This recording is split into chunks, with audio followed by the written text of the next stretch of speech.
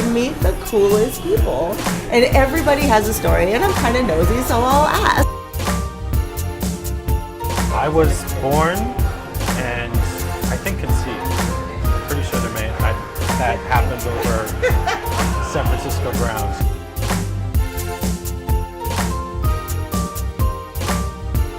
Work hard and be nice to other people. I feel like everybody should be represented. That's what I'm here to do.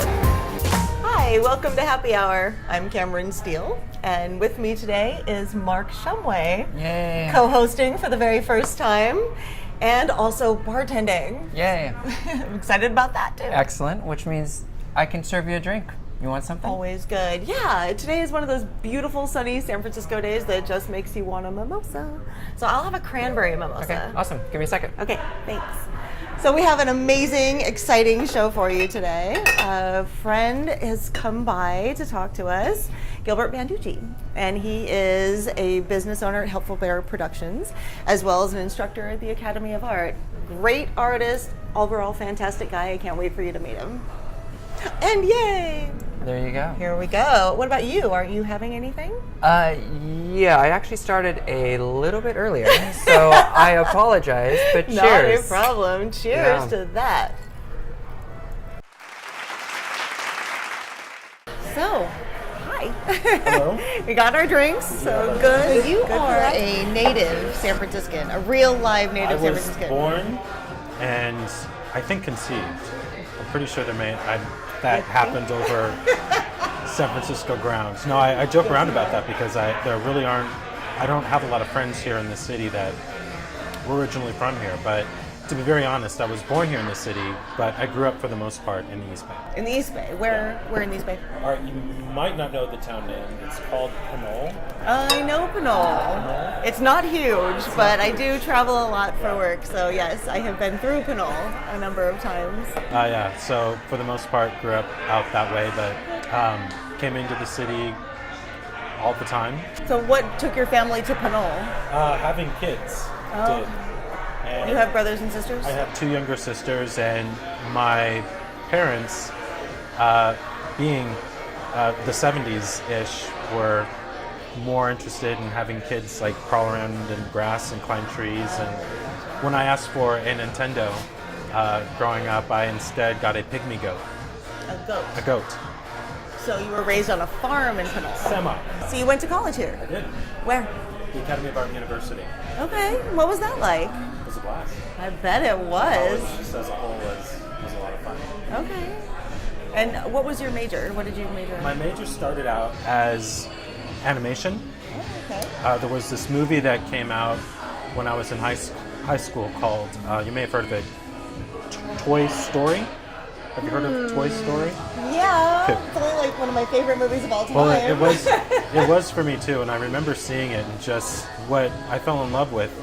Two things: just the medium was just something that I'd never ever seen before, Animation. but really it was the story itself, just the adventure of these inanimate objects just going through this whole giant world was really cool to me. So my major at the time was animation, Okay. but about 2 years into that track, when it got to actual, animating, I realized that, oh, wait, I don't want to sit in a windowless room for 10 hours a day at a computer making an inanimate object move.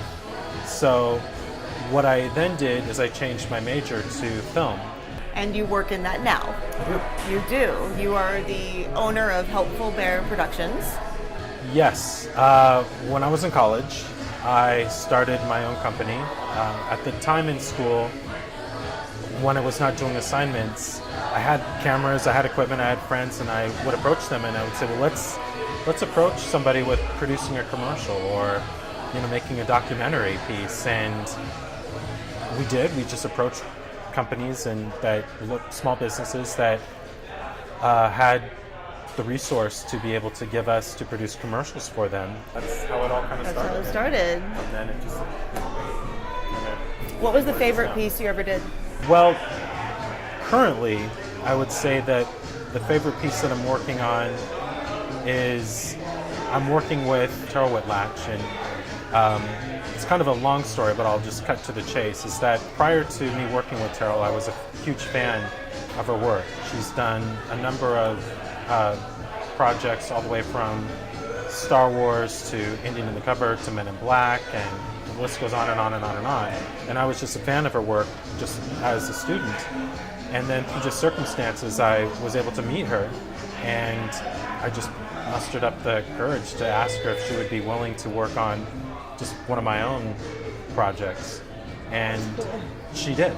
My most, I guess, proudest or happiest project I would have to say would be the book that we produced called Animals, Real and Imagined.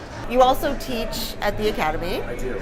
And what your resume said that you taught was something, and I just want to read this to you guys. Grad level courses concerning the science and nature of the entertainment industry. I don't know what that means. Can you explain what that means? Sure. I am the online portfolio coordinator at the university, and I had approached the school years back with wanting to write a course basically showing students how to not only get a job in the industry after college, but also really be successful and at what their own ambitions or what their own dreams are. And when I say successful, I don't necessarily mean dollar signs. I mean just being able to, have an idea and to be able to structure that idea in a language that will get attention. And for the students to be able to have their voice, to have a voice, and to identify what that voice is, but at the same time being able to be strategic as to what market that voice is best for. You grew up in San Francisco, in and around San Francisco, but you told me before in other conversations that coming out for you was actually difficult. Why would that be here in the Bay Area? It was, I think, more difficult for me because I knew at a very, very, very early age who I was. How early? Puberty. Okay. Puberty. So 11, 12? Yeah, about that time. Yeah. Until then I was just kind of this goofy floppy kid, and then when puberty happens, it just kind of wakes up what it is that you are attracted to, what it is that you are. And I really didn't have any gay friends or really had any kind of vocabulary on what being gay was. And I thought that if I were to come out, that world that I had would just somehow completely change. And I was afraid of what that change was because I had a great relationship with my parents, I had a great relationships with the friends that I had around.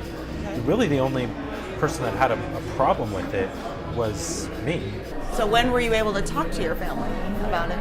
When I was in my very early 20s, like 20, 21, when it came time, when I was dating and, wanting to just kind of be true to who I was, by the way, I'm gay.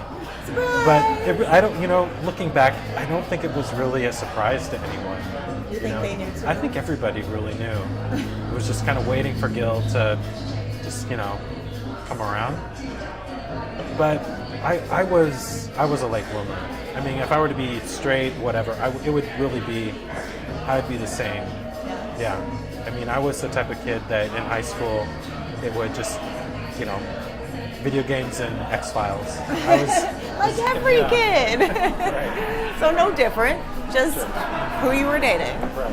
And speaking of dating, you are in a long-term relationship? I've been in a relationship now going on 7 years. 7 years, that's pretty good. Yeah. That's very good. Tell me about him a little bit. Joe is my partner. We met when he was here in San Francisco on vacation. He is originally from New Jersey. He worked in New York. I was born in New Jersey. Oh, cool. What part? In Passaic. Okay, he's from Bergenfield? Don't Yeah, know. all right. I left when I was really little. Okay. He was. But yeah, in New Jersey. Yeah, he was visiting family and friends that lived here in California. And we just, kind of one of those things where we met just in passing. And to be quite honest, I did not know that he was gay, he did not know that I was gay. And we met at the gym. At least it wasn't a bar. No, it wasn't a bar, and he just asked me a simple question on where a certain weight thing was, and I pointed over in that direction. We just kind of bumped into each other throughout like the time that we were there, and just started engaging in conversation. And then he asked me if I knew where a good place to eat around the area was, because he was not familiar. I said, well, I'm actually going to get lunch at this place here. You're welcome to come along. And it was just kind of on that walk over to the restaurant and being at the restaurant that well, you're gay, I'm gay, and there was a definite attraction that was there. Click there. And we exchanged numbers, and it's like, yeah, this is great. Who inspires you and how? A lot of people have inspired me, but I would have to say the one that inspired but really more encouraged was always my mom. No matter what ambitions or dreams or just ideas that I had, there was never a, no, you can't do that. It was always a, go for it. And speaking of moving towards goals and dreams, what are yours? Where do you see yourself in 5-10 years? You've already done such amazing things. I would like to be able to have a family. I would love a family, yes, of my own. Do you see yourself as being a leader in the community? I know this might sound cliche, but I just, whatever I do, if somebody could see the positive in it and they like it, that's great. I try to always be as honest as I can be truthful. So I guess if I could lead by that example, that's awesome. If you could have one message that you would give to the world at large, it's still a complicated place, we're still fighting the fight, we've got the whole marriage equality thing, like 17 states now, but still working on it. There's still discrimination, there's still issues happening. What message would you put out to the world at large? It would have to be work hard and be nice to other people. What about to gay youth still struggling with some of the same issues that you went through when you were young? Well,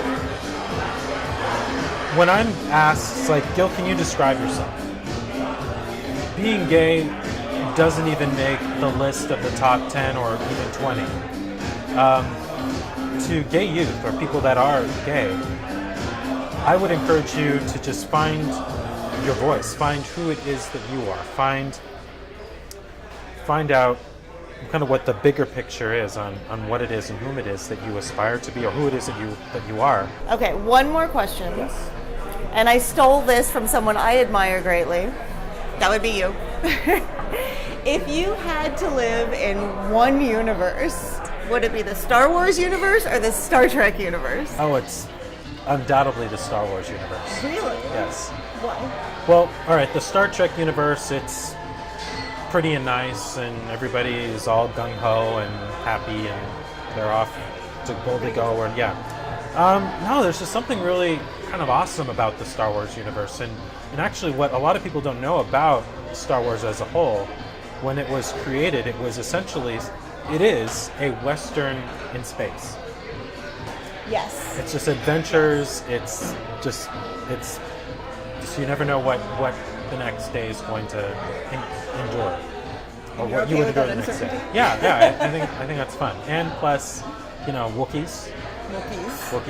Yeah. And little ones, Ewoks. Ewoks, right? No, it would be the Star Wars universe. Absolutely.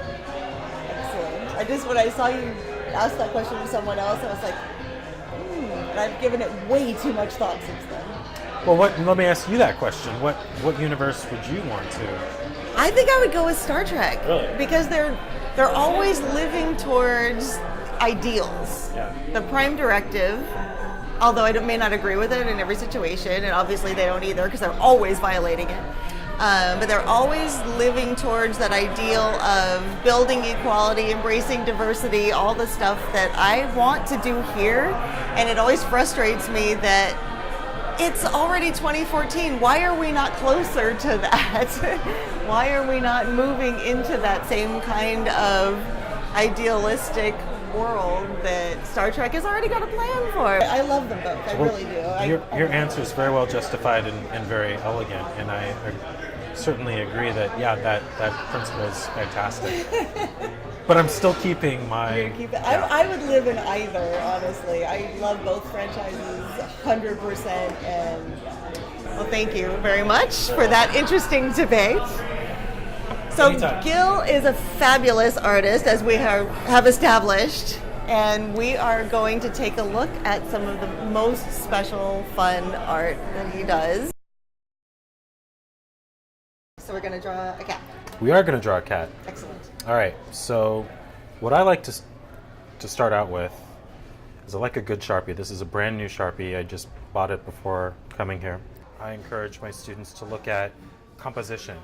And composition is basically the placement of objects or things in an image. And here's a little test. Here we have two squares that are semi the same proportion. And what I'm going to do is I'm going to place an object inside each of the squares. So I'm going to place an object here, and then I'm going to place an object here.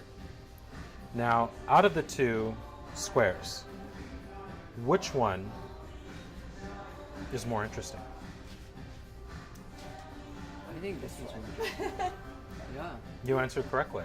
It is more interesting because this is center. This is forcing, this is force. This is a force perspective. You're just like, boop, putting something right in the center. But here, if we were to look at this piece, we're actually having to tell our eyes to go up here. And it's kind of created this really unique negative space in this area here.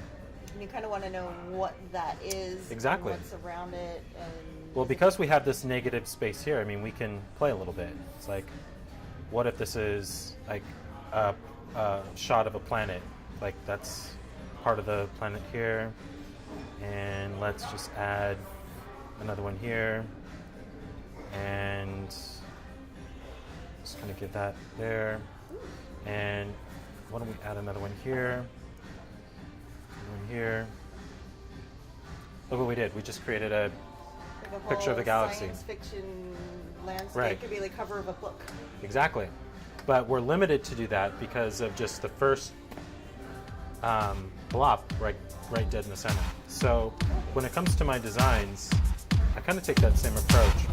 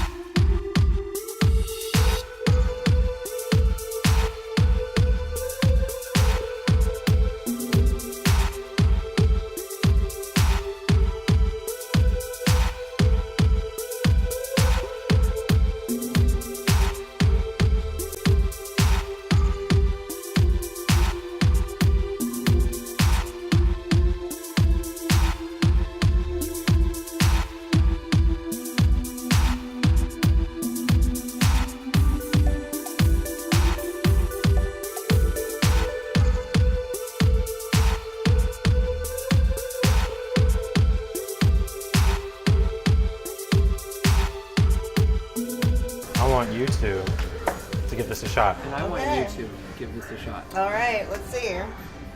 Well, we're going to start with the Oh, Sharpie. Here's a okay. brand new Ooh, Virgin brand Sharpie. new Sharpie. Okay, All right. so first step is to what? Shape. Shape. Shape. Shape. Let's just try. Look how skinny the line is. Perfect. There's the shape. All right. How come yours is so? No, yours is perfect. It's fine. Yeah, it's that fine. works. Don't overthink it. Yeah. Okay, I have a shape. All right. Very good. It is a shape. So, what could we do with that? What would be fun? The most cat-like feature to this. I would put ears. All right. Little ears. Those whiskers coming out of the ears? Little fur thing. Okay. Like, you know, tufts of fur. Very good. Oh, I see it already. I see an awesome cat here in the making. Okay. Very good. Whiskers here.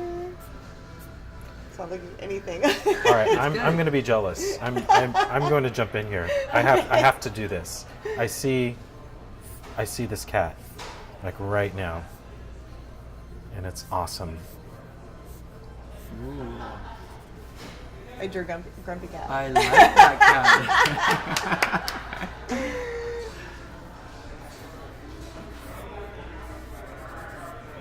A little fat cat. That Oh, is so cute. I love my little fat cat. It's got the same bags under my eyes that I do first thing in the morning.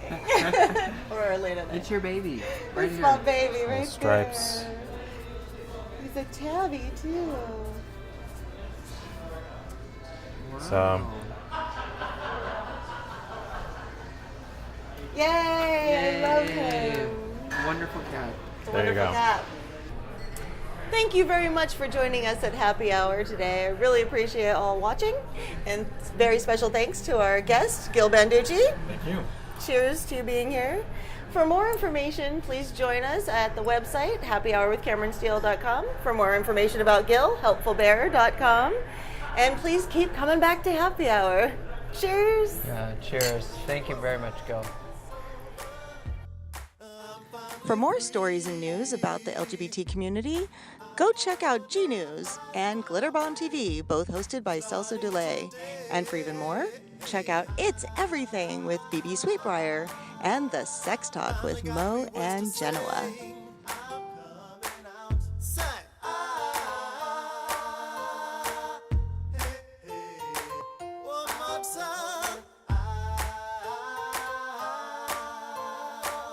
Got the words to say, yeah.